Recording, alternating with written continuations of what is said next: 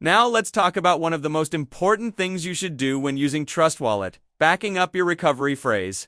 Start by opening the Trust Wallet app on your device.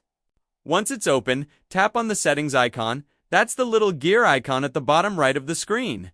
Next, tap on the wallet you want to back up.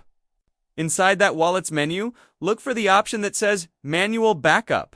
Then tap Backup Now. Before you can proceed, you'll need to verify your identity, either with your passcode or Face ID. You'll also be asked to check a few boxes confirming that you understand how important your secret recovery phrase is. Make sure you read and agreed to those carefully. Once verified, you'll see your secret recovery phrase, which is a series of 12 words.